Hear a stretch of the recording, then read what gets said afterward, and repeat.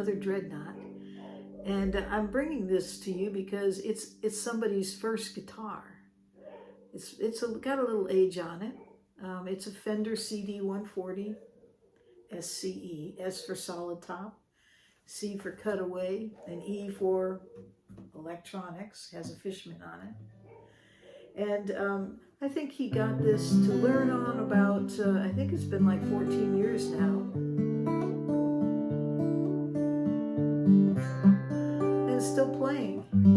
Still sounds great. Now I know he had it in the shop to do some leveling of the frets. But after that many years, it deserves a little babying.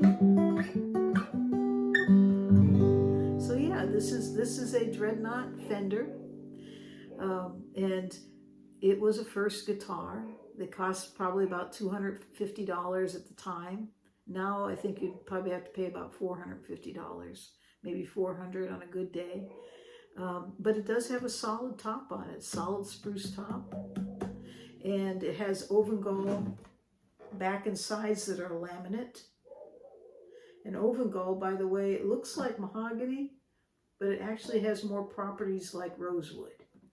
So it's closer to the rosewood family in terms of how it sounds.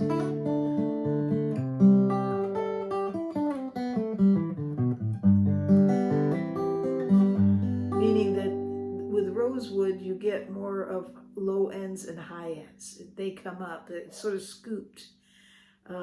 Whereas with mahogany, it's the opposite. It's more of the mid-range, and the low and the high kind of mellow out a little bit. You don't get that real bright sound.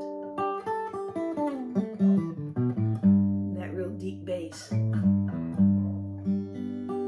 So yeah, this is a first guitar.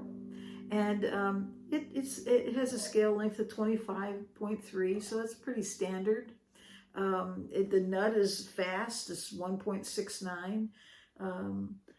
It feels real good. You can kind of wrap your fingers around it. So it would be good to learn on, to have a little bit, to me anyways.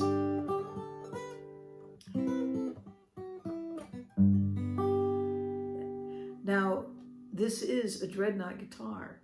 It's large in shape. This is probably 15.5 inches this way, and probably 4.5 down here on the bout. I didn't measure it out, but it looks pretty standard to me. So because of that, I probably, unless you're a large, tall man like the person that owns this one, I probably wouldn't recommend to start on a dreadnought. It's probably better to, if you have a small frame or your child, to go to something a little smaller, like a 000 or a parlor size. I know someone that's learning on a Taylor Mini right now, and it's just a great guitar. I mean, that's a great starter guitar.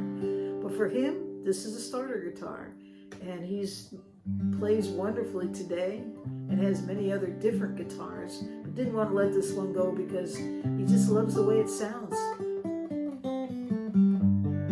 I think Fender kind of got a bad rap somewhere about their acoustics. I mean, we always think about Fender electric, but actually they do make some nice acoustic guitars.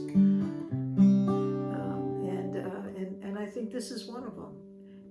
At a low price, you get great sound, great playability. Where else can you get a Fishman pickup for that kind of money in a guitar like this? So yeah, so it's a really nice guitar. I like the way it feels. On this neck especially, like the edges here are kind of rolled, so it just feels real comfortable. You don't get that feeling of something just pressing against it's rolled. Plus, it has a radius, or the curve of the fingerboard is 12, which means it's just a little bit more curved than most. It's not flat. And to me, it's natural to have that kind of a radius in terms of trying to form chords. So yeah, this is a great little guitar to start on. And I just wanted to share that with you today. It's the Fender Acoustic C140sce.